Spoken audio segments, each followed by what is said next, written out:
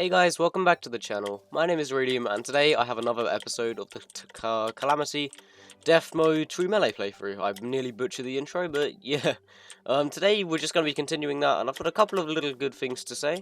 First of all, off screen, as I was building, let's just say the elevator, I literally killed like 5 enemies, and because I'm using Defiled Rune, all the drop rates are dramatically increased, so I got a Cascade and reforged it to Godly.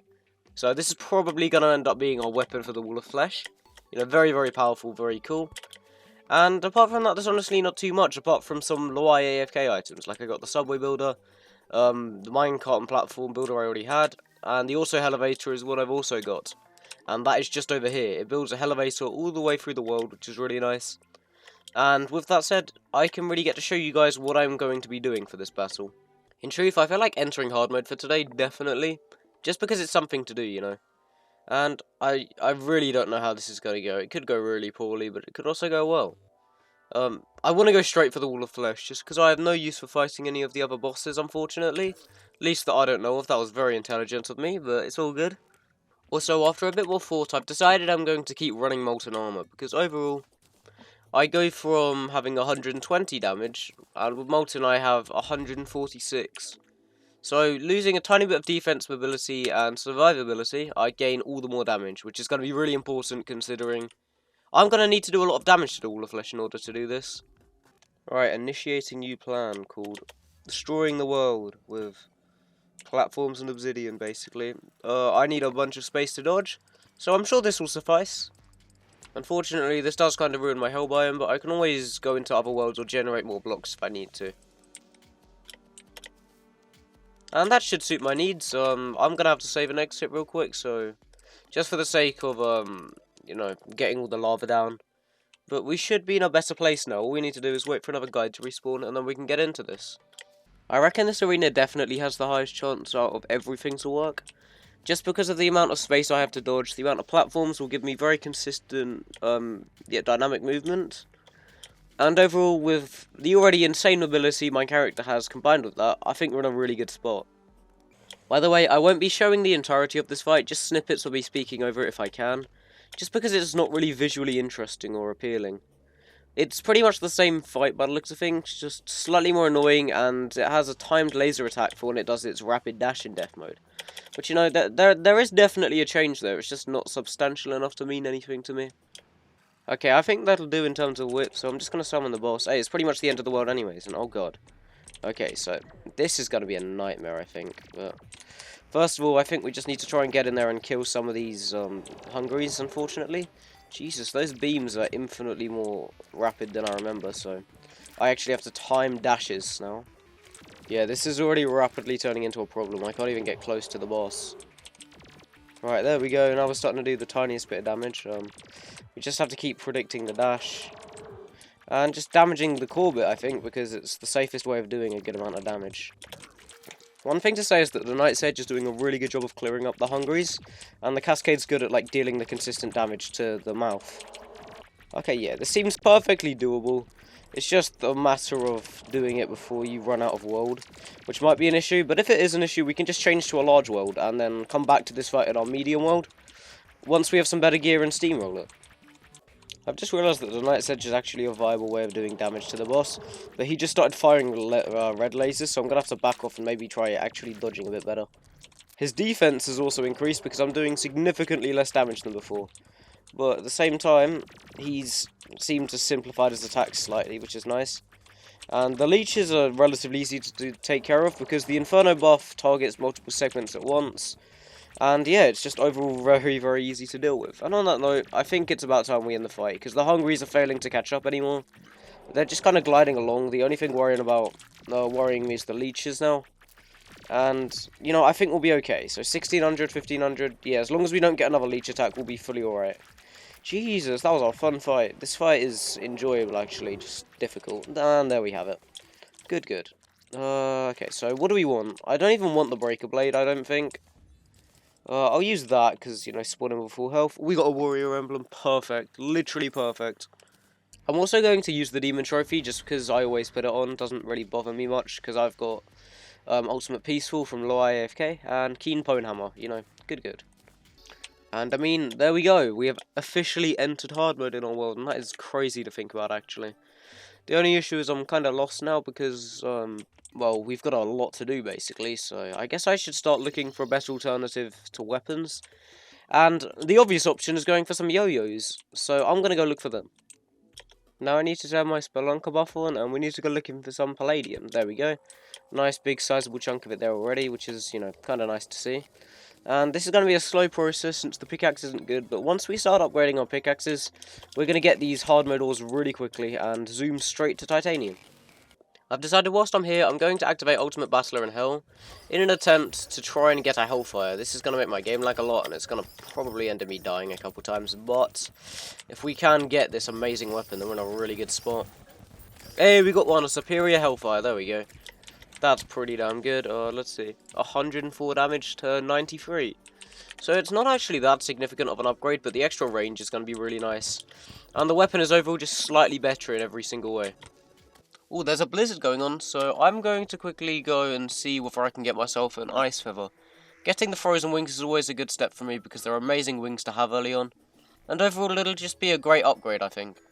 Alright, here we go. It's going to be a slow process. Actually, Jesus Christ, a really fast process, but using this tactic, none of the enemies can really get to me, and oh my god, we actually got an Amarok. That's cool. Oh, hey, there we go. We got the ice feather already. So now I have absolutely no need to farm here. So I'm just going to turn on Ultimate Peaceful, get the Amarok, and leave. Okay, after this titanium is mined, I think that shall suffice in terms of all my hellstone consumption, luckily. There we go, and yeah, we've got enough. Brilliant. At least I think we have enough for this set. So, obviously enough, the titanium armor is going to be really, really good. The shallow dodge ability is the main, like, selling point of it for me. And just the main motivation to get it for the time being. So, obviously we need to make the titanium forge first. Which, you know, is perfectly viable. And the only issue is I think I'm just short, actually, come to think of it. No, we're good, we're good. We've got the full set. So, here's another dilemma. I could actually get frost armor, but the only issue with that is it's got mediocre defense. It might have its pluses, however, but I'm still going to go for titanium, as I can always farm out the other way and get the other materials required if ever needed. The next thing I want to do is farm out some biome chests. So obviously enough, we're shooting for the fetid bagnax, but I also actually want to get the chain guillotine, so I'm going to have to load into a corruption world to get them. It's nothing too hard of a grind, I guess, so I'm just going to do that and then we'll be in a really good place. I'm just going to repeat this a couple times to try and get as many unique spawns as possible. Maybe using the Night Stabber is a better idea because it seems to do more damage in these kind of situations. Yeah, this is amazing.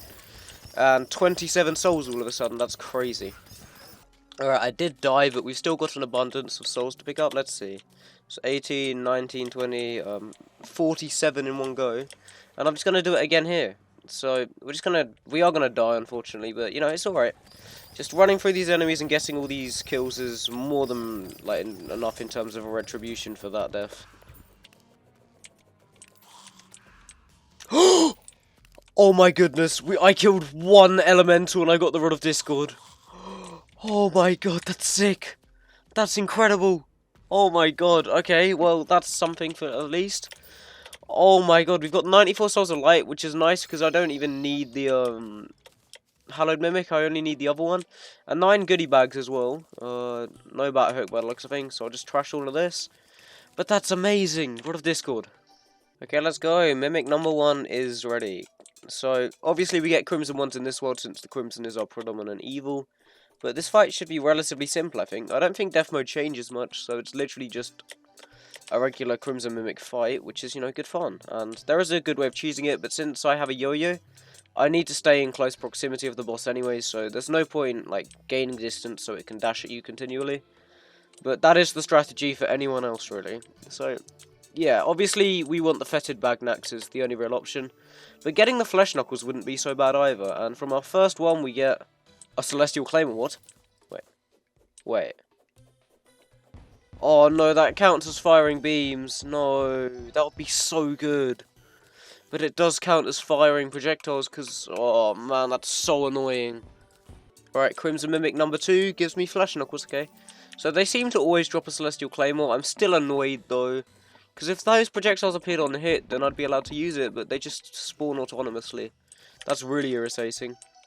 Crimson Mimic number 3 gives me, oh, a Dart Pistol, god damn it. Okay, Crimson Mimic number 4 gave me another Dark Pistol. I hate you so much. Alright, Crimson Mimic number 5 is about to perish, 650 HP. And he gives us... Oh, we got them, thank God. Another Celestial Claymore is useless, but Fetid Magnax, boom. I guess these are going to be one of our best weapons, and now we need to go into another world, particularly a corruption one, so we can try to get the, wait, what is it called again? Oh yeah, the chain guillotines. Because technically they're a flail, which is allowed. Okay guys, after about half an hour of grinding, I have some pleasant things to announce. We got the chain guillotines. This is a very weird weapon to use, but I know how strong it is, so it's definitely going to be a good option for us.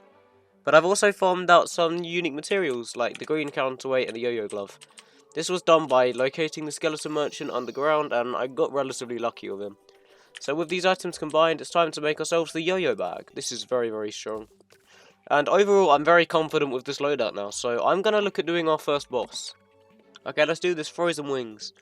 They give you 2% increased melee and range damage, which is nothing spectacular, but it'll be replacing our... I reckon I might actually keep the bundle of balloons, and I'll take the bloody worm tooth off for a little bit. Just because, you know, it's a very good item, I know, but I feel like having more mobility is important for the time being. Alright, here we are. There's no time like the present to give this a go.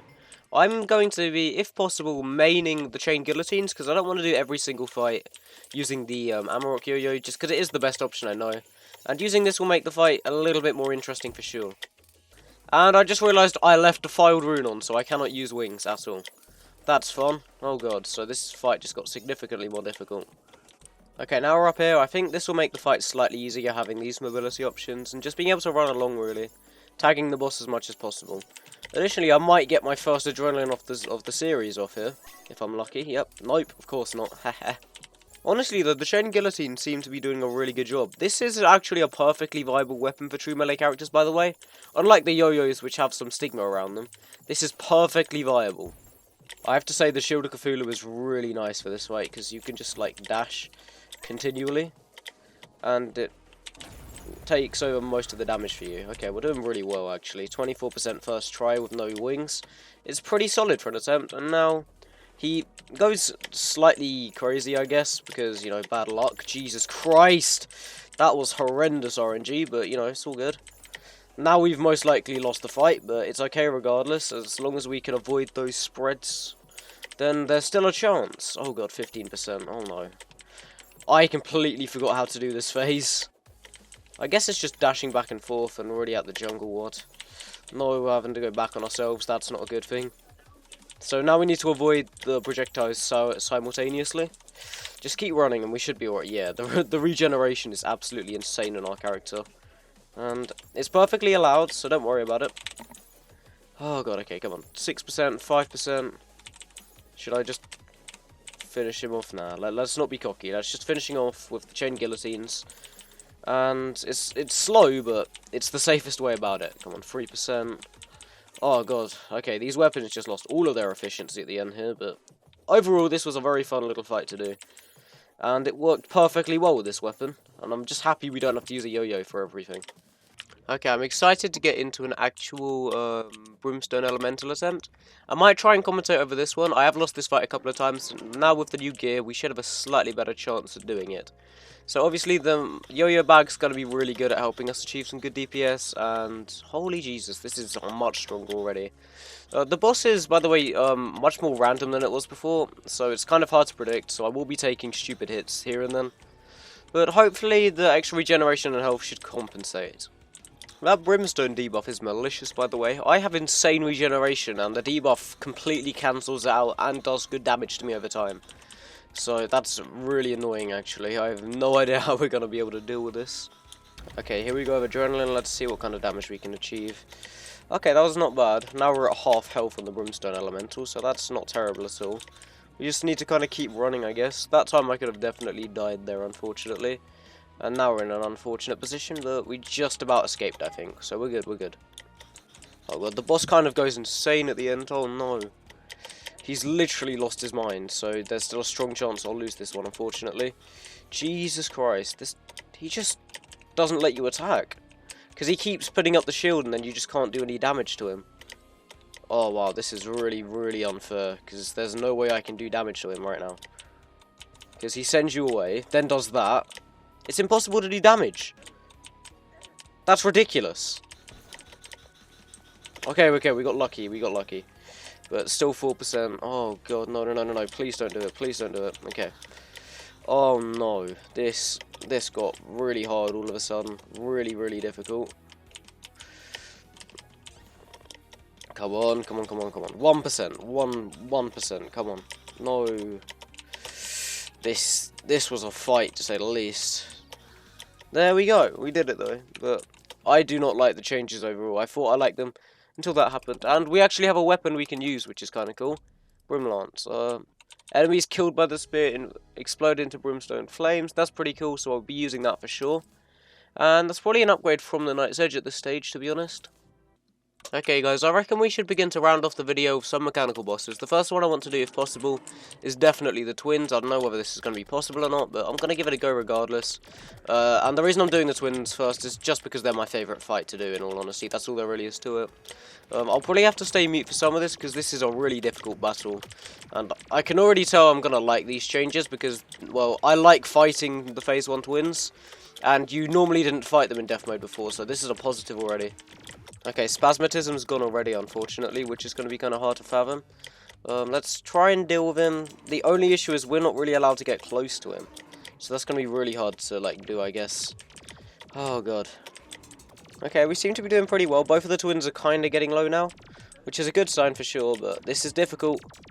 And when that attack starts to spam, it's really, really difficult to time the dash through, otherwise you will take a lot of damage. And there's a chance of getting caught in a loop where Spasmatism just keeps on hitting you. Okay, another problem has been spotted. I can barely hit the bosses because they're moving around so much. So maybe switching to the chain guillotines is a good idea. I might even have to tank for a moment, which is kind of scary to think about. I might literally just need to sit there inside of Spasmatism with the fetid Bagnax. Next time I get invincibility. It's required, unfortunately. When I can do it, I'm gonna have to sit inside bosses and just spam projectiles. And oh god, we're taking a lot of damage, but so are they, so it's paid off, I guess. Oh no. Okay, this was a fight, to say the least. I like these changes though. It's like a mix between the old Twins and Expert mode, and it's a really good blend because it's progressively challenging and overall really, really difficult.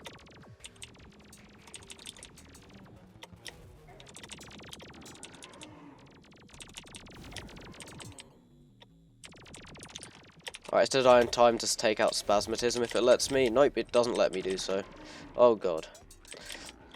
Okay, the Spasmatism's under 1,000 health though, so we can just take him out now. And then Retinase is just going to go enraged, right? Yep. But it's okay. We just need to get close to the boss, so I might literally just need to sit here and spam and just hope he flies into me. Yeah, there we go. So, just, please. Nice! That was a fun fight. Oh, Jesus. But very, very difficult. Honestly, I don't know whether I'm capable of doing any more mech bosses at the moment, because I'm probably going to have to get the Yellets first, which is a yo-yo you can get after you defeat one of the mechanical bosses, as far as I understand. If that's all done, however, I think that's a pretty good place to leave this episode off. I'm sorry if there's not enough here, like, in terms of regular Radiant progression, but I just want to take my time with things, just for once, so I hope you all enjoyed watching, so thanks so much for doing so, and I will see you all in the next one. Peace out, guys.